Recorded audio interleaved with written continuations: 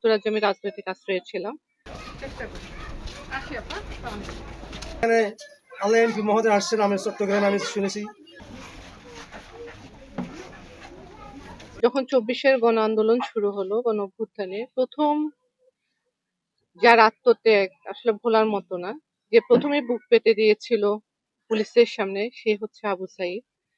তাকে আসলে আহ অনেক বেশি সম্মান করি আমি। কেন সম্মান করি? আমি তখন যুক্তরাজ্যে ছিলাম। যুক্তরাজ্যে আমি রাজনৈতিক আশ্রয়ে ছিলাম। প্রথম ভিডিওটা আমার চোখে পড়ে, আবু সাঈদ বুক পেতে দিয়েছে এবং পুলিশ ও ও আশা করেছিল যে পুলিশ হয়তো সামনেও বুক পেতে দিলে গুলি করবে না, কিন্তু এভাবে নির্মম ভাবে তাকে যে গুলি করবে এটা হয়তো আবু সাঈদও চিন্তা করে নাই। হ্যাঁ, তো সেই ক্ষেত্রে তার যে আত্মত্যাগ, তার যে অবদান, এটা আমরা অস্বীকার করার কিছু নেই। দীর্ঘ ১৭ বছর আমরা স্বৈরাচারের বিরুদ্ধে আন্দোলন করেছি, কিন্তু এই আন্দোলনের ফলটা আমরা পেয়েছি আবু সাঈদদের মতো যারা শহীদ হয়েছেন তাদের আত্মত্যাগের মাধ্যমে। তাদেরকে ভোলার আমাদের কিছু নাই। তাদেরকে আমরা সারা জীবন, আমরা যতক্ষণ বেঁচে আছি, রাজনৈতিক দল বলেন, বাংলাদেশের সাধারণ জনগণ যাদের সকল স্বাধীনতা হরণ করা হয়েছিল, বাক স্বাধীনতা, ভোটের অধিকার, সকল স্বাধীনতা হরণকারী যে সরকার ছিলেন তাদের বিরুদ্ধে যারা এই আত্মত্যাগ করেছে দেশের জন্য, তাদেরকে আমরা আসলে ভুলে যাওয়ার কিছু নেই। আমরা বারে বারে তাদেরকে মনে করব।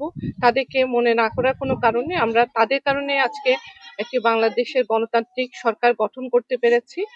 তাদের পাশেই থাকবো এবং আমাদের আমি আশা করি যারা বললেন তাদের পরিবারের সকল সদস্যদের একটা প্রাণের ভীতি আছে, সে বিষয়ে অবশ্যই আমরা সজাগ আছি। এবং যারা বলছেন আসলে ডিসেম্বরে আসবেন, কতদূর আসবেন, কি আসবেন, এগুলা আপনারা আগেও জানেন, এটা প্রোপাগান্ডার সরকার ছিল, সবসময় প্রোপাগান্ডা ছড়িয়েছিল, এখনো ছড়াচ্ছে। এগুলো বিশ্বাস করার কোনো কারণ নেই। কেন কারণ নেই?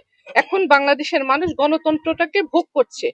আগে ছিল স্বৈরাচারের সরকার, সেই সরকার আমাদেরকে দমন পীড়নের মাধ্যমে মামলা, হত্যা, গুম এসব ছিল যাদের চারিত্রিক বৈশিষ্ট্য। তো তারা এখন নাই, তারা আসার জন্য অনেক রকম কথা বলবে, সেগুলো বিশ্বাস করার কোনো কারণ নেই। আবু সাঈদের প্রতি আমার, আবু সাঈদের পরিবারের প্রতি আমার যথেষ্ট কৃতজ্ঞতা, যথেষ্ট সম্মান প্রদর্শন করছি। আর বলার তো আসলে কিছু নাই। আল্লাহ, আমি আবু সাঈদের সরাসরি টিচার, আল্লাহ আমার সামনে সে আছে, গেটে খুললে তার কবরটা আমি দেখতে পাই। আল্লাহ, এই দুঃখ বেদনা সহ্য করে তুমি কবর করো।